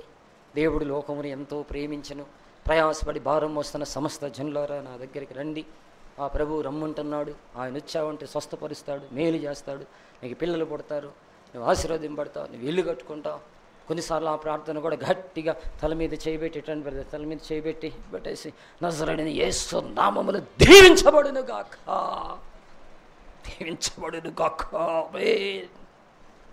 ఇదేనా? అయ్యా తప్పుగా అర్థం చేసుకోదు ప్లీజ్. నేనంటాను పరిశుద్ధత కావాలంటున్నాను. మన మాటలో, మన ప్రవర్తనలో, మన పరిచర్యలో పరిశుద్ధత కావాలంటున్నాను. అంతకుముందు ఎట్టున్నారో నాకు తెలియదు. పౌలు ఆసియాలో కాలు పెట్టక మునుపు, సేవలోనికి రాకముని పెట్టున్నాడు చెప్పాడు ఆయన. అంతకుముందు ఈ మాటలు చెప్పలే ఆయన. అంతకుముందు ఏమన్నాడు? తిమోతి మొదటి పత్రిక 1వ అధ్యాయం 12వ వచనంలో, పూర్వం అంటే నేను సేవలోకి రాకమునుపు, దర్శనాన్ని పొందక మునుపు, ఆయన పిలుపు వినక మునుపు, ఆయనకి సమర్పించుకోక మునుపు, మారు మనసు పొందక మునుపు, బాప్తిసం తీసుకోక మునుపు, ఆయన పరిచర్య నా మీద ఆ కాడిని వెత్తుకోక మునుపు, పూర్వము నేను దూషకుడును, హింసకుడును, హానికరుడు. ఇప్పుడైతే ఆయనలో రక్షణ పొందిన బిడ్డలు. అదండి, నువ్వు సేవలోకి రాకముందేమో నాకు అనవసరం. ఇప్పుడు ఆయన కాడిని మీద ఎత్తుకున్నావు, ఆయన సంఘం యొక్క బాధ్యత నువ్వు తీసుకున్నావు, ఆయన జీవ గ్రంథము ద్వారా బతుకుతున్నావు, సంచరిస్తున్నావు, చెల్లిస్తున్నావు, పాస్టర్ అని పిలువబడుతున్నావు. కాబట్టి మాటలు చెప్తున్నాను. గతం అనవసరం, గతం గురించి నాకు కాదు. మీకు రోషం వస్తుందో పౌరుషం వస్తుందో నాకు తెలియదు, కానీ పౌలు అన్నాడు, పూర్వము నేను దూషకుడును, హింసకుడును, హానికరుడును. అప్పుడు వేరు, ఇప్పుడు వేరు నేను. ఎందుకో తెలుసా? ఇప్పుడు ఆసియాలో కాలు పెట్టాను ఆయన సేవ కోసం. అప్పుడు నీకు సంఘం లేదు, ఇప్పుడు సంఘం ఉంది. అప్పుడు నువ్వు సేవకుడివి కాదు, ఇప్పుడు సేవకుడివి. అప్పుడు నువ్వు పరిచారకుడు కాదు, ఇప్పుడు నువ్వు పరిచారకుడివి. అప్పుడు నువ్వు విశ్వాసివి కాదు, ఇప్పుడు నువ్వు విశ్వాసివి. అప్పుడు నీకు ఆత్మల భారం లేదు, ఇప్పుడు ఆత్మల భారం నీ మీద ఉంది. అప్పుడు నువ్వు ట్రైనింగ్ చేయలేదు, ఇప్పుడు నువ్వు ట్రైనింగ్ చేసావు. అప్పుడు నీకు ఎవరు వందనాలు చెప్పేవాళ్ళు లేరు, ఇప్పుడు ప్రతోడు నీకు వందనాలే. అప్పుడు నీ ప్రార్థన ఎవరు కోరుకోలే, ఇప్పుడు అందరు నీ ప్రార్థన కోరుకుంటున్నారు. మరి నీకు పరిశుద్ధత అవసరం లేదా? పరిశుద్ధత అవసరం లేదా? దానియేలు అన్నాడు, మొదటి అధ్యాయం దానియేలు గ్రంథం 8వ వచనంలో, రాజు భుజించు భోజన పానములు పుచ్చుకొని, రాజు భుజించు భోజన పానములు పుచ్చుకొని మేము అపవిత్రము కాకుండానట్లు కదా, అపవిత్రము కాకుండానట్లు నపుంసకుల అధిపతిని వేడుకున్నాడు అంట. ఎందుకు వేడుకున్నాడు నీ అన్న అన్న అన్న అన్న సెక్రటరీకి చూడన్నా, అన్న నేను బలి నీ మాట వింటాను, నీ పక్షాన అన్న నా దగ్గర 100 మంది ఉన్నారండి వెనక, నన్ను ఎట్టగట్టి చేయి, నీకెందుకు వేడుకోవటం కాదు. నేను పాపం చేయకూడదు, నేను అపవిత్రం కాకూడదు, నేను నమ్మకంగా ఉండాలి, నేను నీతిగా ఉండాలి. వేడుకొని అనే మాట ఎంతగా వేడుకొని ఉంటాడో తెలుసా? ఇట్లాంటి బ్రదర్ ఒకసారి ఎంతగా వేడుకొని ఉంటే తెలుసా? ఈయన ఆయన దగ్గరికి వచ్చి అంటాడు, అయ్యా అయ్యా అయ్యా అయ్యా నేను అపవిత్రం కాబట్టి నాకు వద్దయ్యా. లేదురా రాజు ఒప్పుకాడు, అయ్యా అయ్యా అయ్యా నీకు రా ఒప్పుకోడరా, అయ్యా అయ్యా ఒప్పుకోరా, అయ్యా అయ్యా వద్దయ్యా, నన్ను అపవిత్రం కాకూడదయ్యా, చెప్పారు అపవిత్రం కాకూడదయ్యా, నా ప్రభు కోసం నేను బతకాలనుకుంటున్నాను. ఉందా పరిశుద్ధత? ఉందా పవిత్రత? చెడ్డ మాటలు మాట్లాడుతున్నావు కదా, సినిమా పాటలు పాడుతున్నావు కదా, పద్యాలు పాడుకుంటూ కూర్చున్నావు కదా, అక్రమ సంబంధాల గురించి మాట్లాడుతున్నావు కదా, చెడు మాటలు, కాని మాటలు, అనకూడని మాటలు, పలకకూడని పదాలు పలుకుతున్నావు కదా, చూడకూడని చూస్తున్నావు కదా. యేసయ్య కొండ మీద ప్రసంగంలో చెప్పలేదా? ఆయన ఏమన్నాడు? నీ చెయ్యి నిన్ను అభ్యంతరపరిస్తే దాన్ని తీసేయమనలేదా? క్లీన్ హ్యాండ్స్ కావాలని చెప్పలేదా? నీ కన్ను నిన్ను అభ్యంతరపరిస్తే తీసేయనలా? క్లీన్ ఐస్ కావాలని చెప్పలేదా? నీ మాట అవునంటే అవును, కాదంటే కాదు అంటే క్లీన్ వర్డ్స్ ఉండాలని ఆయన చెప్పలేదా? నీ కాలు నిన్ను అభ్యంతరపరిస్తే తీసే క్లీన్ లెగ్స్ కావాలని ఆయన చెప్పలేదా? హృదయ శుద్ధి గలవారు ధన్యులు అన్నాడు, క్లీన్ హార్ట్ కావాలని ఆయన చెప్పలేదా? కొండ మీద ప్రసంగంలో పెద్ద పెద్ద మాటలు ఏమని చెప్పాడా? ఏంటంట? Clean hands, clean ice, clean voice అంటే వర్డ్స్, క్లీన్ లైఫ్. ఏమైనా ఇప్పుడు బైబిల్ పట్టుకుని ఈ చేతులు బాటిల్ పట్టుకుంటాయా? బైబిల్ పట్టుకుని ఈ చేతులు సిగరెట్లు పట్టుకుంటాయా? బైబిల్ పట్టుకుని ఈ చేతులు లంచాలు పట్టుకుంటాయా? బైబిల్ పట్టుకుని ఈ చేతులు పాన్పరాగులు పట్టుకుంటాయా? బైబిల్ పట్టుకుని ఈ చేతులు కత్తులు కర్రలు పట్టుకుంటాయా? బైబిల్ పట్టుకుని చేతులు జెండాలు పట్టుకుని తిరుగుతావా? బైబిల్ పట్టుకుని చేతులు దండాలు పెట్టుకుంటే తిరుగుతావా? హలో, వింటున్నావా ఈ మాటలు? సువార్త ప్రకటించు వారి పాదములు పర్వతం సుందరములు కానీ ఓట్లు అడుక్కుండాయి, పదవులు అడుక్కుండాయి, అక్కడిక్కడ బొడిసెళ్ళకి పోయే పాదాలు కాదు.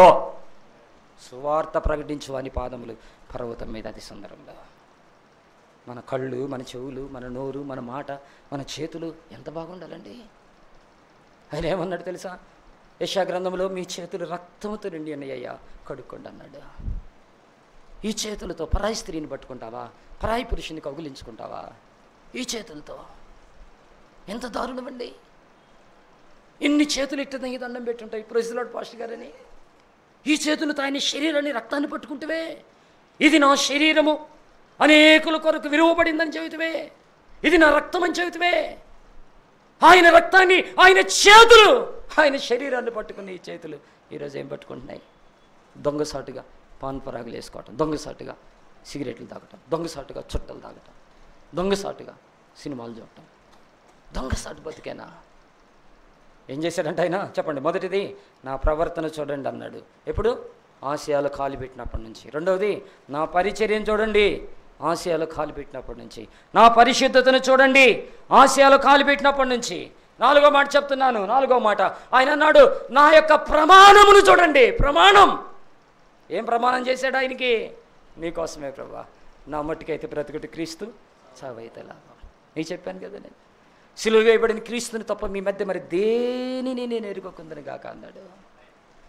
సిలువ వేయబడిన క్రీస్తుని తప్ప మీ మధ్య దేనిని ఎరుగకుందని గాక అన్నాడు. లోకమునకు నేను సిలువ వేయబడి ఉన్నాను అన్నాడు. ఈరోజు ఏంటి మన దేవునికి ఇచ్చావుగా మాట? ఆ రోజు ప్రభువా చచ్చిన బతికిన నీ కోసమేనా ఎంటివే? హాస్పిటల్లో ఉన్నప్పుడు, సావు బతుకుల మధ్య ఉన్నప్పుడు, గుండె నొప్పి వచ్చినప్పుడు, లివర్ పాడైనప్పుడు, డాక్టర్ సస్తావు రా అన్నప్పుడు, అయ్యో అయ్యో ప్రభువా ఒక్కసారి కానీ బతిమలాడుకుంటువే. చేసిన ప్రమాణం ఏమైంది? చేసిన వాగ్దానం ఏమైంది? ఇచ్చిన మాట ఏమైంది? ఫైనల్గా చెప్తున్నాను, ఆయన ప్రయాణము, ఆయన ప్రయాణము. పౌలు ఎన్ని ప్రయాణాలండి? మొదటి మిషనరీ ప్రయాణం, రెండో మిషనరీ ప్రయాణం, మూడో మిషనరీ ప్రయాణం, చచ్చిపోయేదాకా వాడ ప్రయాణం, నడక ప్రయాణం, గాడిద మీద ప్రయాణం. ఇన్ని ప్రయాణాల్లో ఆయన ఏ ప్రయాణంలో కూడా ఆయన రాంగ్ వేలో నడవలేదు. చచ్చిపోయేదాకా ఏ ప్రయాణంలో కూడా తప్పు అడుగులు వేయలేదు, తప్పు దారిలోనికి వెళ్ళలేదు. ఆయన అంటున్నాడు, సేవకులను పిలిచి, పెద్దలను పిలిచి, నేను ఆసియాలో కాలు పెట్టినప్పటి నుంచి అన్నాడు ఆయన. ఈరోజు చెప్దాం, మనం సేవలు అడుగు పెట్టినప్పటి నుంచి, సేవకు తీర్మానం చేసుకున్న దగ్గర నుంచి, ఆ సంఘానికి కాపరిగా వెళ్ళిన దగ్గర నుంచి, సువార్థికుడిగా వెళ్ళిన దగ్గర నుంచి, పరిచారకుడిగా వెళ్ళిన దగ్గర నుంచి ఈరోజు వరకు ఏంటి మన పరిస్థితి? అందరం ప్రార్థన చేసుకుందాం. మనమున్న స్థలం నిలబడి ఒక్కసారి ప్రభువుకి మనల్ని అప్పగించుకుందాం. నా ప్రియమైన దేవుని సేవకులారా, అన్నలారా, అక్కలారా, తమ్ముళ్ళారా, అయ్యా, ప్రభు మనతో మాట్లాడుతున్నాడు. ఇక కొద్ది సంవత్సరాలే మనం ఉంటాం ఇక్కడ. సంవత్సరాలని చెప్పే ధైర్యం కూడా లేదు. కొద్ది దినాలే ఉంటాం మనం. ఏ క్షణంలో ఏం జరిగిద్దో తెలియదు, ఎటుపోతామో తెలియదు, ఏమవుతామో తెలియదు. ఇలాంటి భయంకరమైన స్థితిలో మనం ఉన్నాం. ఎప్పుడు మన మీదకి విరుచుకుపడతారో తెలియదు, ఇప్పుడు ప్రాణం వద్దో తెలియదు. అంతే దినాలలో అపాయకరమైన కాలంలో ఉన్నాం కదా. దినములు చెడ్డవి కదా. ఇక మిగిలిన ఈ శాశ్వత జీవితాన్నన్న ప్రభువుకి అప్పగించుకుందామా? ఈ మిగిలిన శాశ్వత జీవితాన్నన్న ప్రభువుకి అప్పగించుకుందామా? ఆయన పని చేద్దామా? ఈరోజు ఒక్కసారి ఆలోచించేద్దాం. కన్నీటితో, వినయభావముతో, ఆత్మతో బంధించబడి ఆసియాలో అడుగుపెట్టినప్పటి నుంచి కన్నీటి అనుభవం లేకపోతే, అమ్మా పాస్టమ్ గారు, సేవకురాళ్ళు, అయ్యా సేవకుడా, దేవుని దాసుడా, కన్నీటి ప్రార్థన నీ సంఘం కోసం, నీ ప్రజల కోసం చేయగలవా? ఈరోజు చెప్పగలవా? ప్రభుతో సమర్పించుకుందామా? రీడెడికేషన్, తిరిగి అప్పగించుకుందాం ప్రభుకి. పరిశుద్ధత కోల్పోయామేమో మన పరిచర్యలో, ప్రవర్తన పాడైపోయిందేమో మన పరిచర్యలో, ప్రమాణం తప్పిపోయావేమో, నీ ప్రయాణములో జారిపోయావేమో. ఆలోచన చేసుకుందామా? చిరంజీవి అన్నగారు వచ్చి ప్రార్థన చేస్తారు. అందరం అలానే తల్లు వచ్చి కళ్ళు మూసుకుందాం, ప్రభువుకి అప్పగించుకుందాం. క్రైస్తలో మహాపరిశుద్ధుడా, సర్వోన్నతుడా, సర్వాధికారి, సర్వశక్తిమంతుడా, జీవాధిపతి, నీకు స్తుతులు స్తోత్రాలు చెల్లిస్తున్నాం తండ్రి. ఇదిగోనైనా నీ యొక్క వాక్యము ద్వారా తండ్రి మమ్మలను మీరు దర్శించారు నాయనా. ఇదిగో ఇట్టి దర్శనములో నాయనా మేము ఏమై ఉన్నామో నాయన ఇదిగో తండ్రి మీరు బాహాటంగా మాకు చూపించినారు. నీకు స్తోత్రాలు తండ్రి.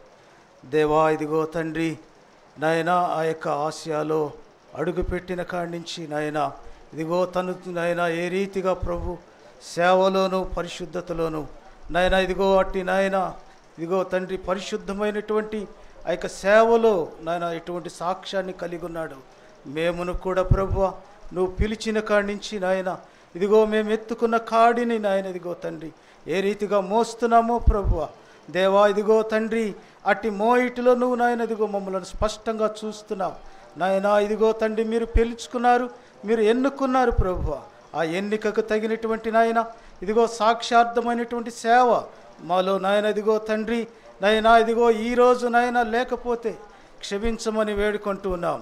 తిరిగి మరలా ప్రభువా అయా ఇదిగో మమ్మలను మేము నీ సేవలో పునర్నిర్మించుకోవటానికి సహాయం దయచే ప్రభువా. ఇదిగో విడిచిపెట్టని దేవుడవు, త్రోసివేయని దేవుడవు, కనికరించిన దేవుడవు కనుక తండ్రి ఇదిగో నాయనా నిన్ను విడువను ఎడబాయనన్న దేవుడవు కనుక తిరిగి మరలా మమ్మలను నాయన అయా ఇదిగో మీ దగ్గరికి పిలుస్తున్నారు ప్రభువా.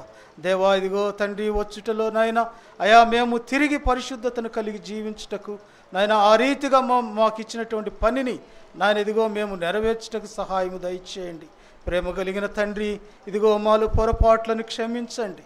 అయా ఇదిగో మాలు ఏ నీతి లేదు నాయన ఇదిగో మేము నీతిమంతులము కాదు ప్రభువా. దేవా ఇదిగో నీతిమంతుడవు నీవు కనుక నాయన అయా నీ నీతిని బట్టి మమ్మలను జ్ఞాపకం చేసుకోండి తండ్రి. ఇదిగో మాకు అప్పగించిన విశ్వాసులను నాయన వారి పట్ల భారము కలిగి మేము నాయన ఇదిగో తండ్రి అయా ప్రార్థనతో కన్నీరు విరుచుటకు సహాయం దయచే. కన్నీటితో నాయన ఇదిగో తండ్రి అయా మాకు అప్పగించిన పనిని నాయన మేము సాగించటకు సహాయం దయచే ప్రభువా. దేవా ఇదిగో తండ్రి అయా దైవ చిత్తానుసారమైన దుఃఖము మాలో పుట్టించమని వేడుకుంటున్నాం. సహాయం దయచేయండి నాయనా. ఇదిగో తండ్రి అయా, మేము ఒకరినొకరు పరిశీలించుకోవటానికి సహాయం దయచే. ఇచ్చిన సమయాన్ని బట్టి నీకు స్తోత్రాలు. నీ వాక్యముతో నాయన మమ్ములను నాయన అయా ఇదిగో మీరు ప్రభువా ఖండించినందుకై స్తోత్రాలు. దేవా ఇదిగో మాలో కఠినత్వాన్ని పగలగొట్టినందుకై స్తోత్రాలు. తండ్రి నీకు వందనాలు చెల్లిస్తూ ఉన్నాం ప్రభువా. ఇదిగో తండ్రి ఈ కార్యక్రమము ద్వారా అయా దేవా ఇదిగో మేము నేర్చుకున్నటువంటి దానిని మేము చేత పట్టుకొని విడిచిపెట్టక ప్రభువా ఇదిగో తండ్రి ముందున్నటువంటి నాయన ఆ యొక్క సేవను కొనసాగించుటకు సహాయం దయచే. మేము బ్రతుకు దినములన్నీ నాయన అయా ఇదిగో తండ్రి క్రీస్తును కలిగి బ్రతుకుటకు సహాయం దయచే. మా బ్రతుకులో క్రీస్తును ప్రతిష్ఠించుకోవటానికి సహాయం దయచే. మేము బ్రతుకుట క్రీస్తు కొరకని నాయన ప్రతిష్ఠించుకోవటానికి సహాయం దయచే. ప్రభువా ప్రేమ కలిగిన తండ్రి దేవ అయా ఇదిగో నాయన ఈ యొక్క కార్యక్రమాన్ని మీరు ఆశీర్వదించినందుకై స్తోత్రాలు. మీ ఆత్మని ఇక్కడ నడిపించినందుకై స్తోత్రాలు. మీ ఆత్మ సంచారము జరిగించినందుకై స్తోత్రాలు. ప్రేమ కలిగిన తండ్రి ఇదిగో నాయన ఈ యొక్క స్థలమును దీవించండి. ఈ యొక్క సంఘాన్ని దీవించి ఆశీర్వదించమని దేవా ఇదిగో చేరి వచ్చిన బిడ్డలందరినీ మీరు ఆశీర్వదించమని వారి వారి సంఘాలను దీవించి ఆశీర్వదించమని దేవా ఇదిగో నీ రాజ్యము కొరకు నీ రాకడ కొరకు నాయన మాకు అప్పగించిన పనిలో సంఘములను నాయన సిద్ధపరచుటకు సహాయం దయచేయమని ఈ కొద్ది మనవులు యేసుక్రీస్తు నామములో ప్రార్థించి మిక్కిలి వినయము గడిగి వేడుకొనుచున్నాము తండ్రి. ఆమేన్ ఆమేన్. ప్రార్థన ఆశీర్వాదం. పరలోకమందున్న మా తండ్రి, నీ నామం పరిశుద్ధపరచబడిగాక, నీ రాజ్యం వచ్చునుగాక, నీ చిత్తం పరలోకమందేలాగా అలాగనే భూమి నందు నెరవేరుగాక. మన దినాహారం నేడు మాకు దయచేయము. మా రుణస్తులు మేము క్షమించిన ప్రకారం మా రుణములు క్షమించము. శోధనలకి తేకకే నుంచి తప్పించము. ఎందుకంటే రాజ్యము బలము మహిమ నిరంతరం నీవైనావు తండ్రి. ఆమేన్. మన పరమ తండ్రి అయిన దేవుని ప్రేమయు, మన రక్షకుడు ప్రభు అయిన యేసుక్రీస్తు కృపయు, ఆదరణకర్త అయిన పరిశుద్ధాత్మ దేవుని దీవెన సహాయం తోటి సేవకులందరికీ, వారి సంఘాలకి, కుటుంబాలకి, పరిచర్యకి, పాస్టర్స్ మెంటరింగ్ ప్రోగ్రామ్కి, ఈ కార్యక్రమానికి సహకరిస్తున్నటువంటి సంఘ విశ్వాసులకి సదాకాలం తోడై నడిపించునుగాక. ఆమేన్ ఆమేన్.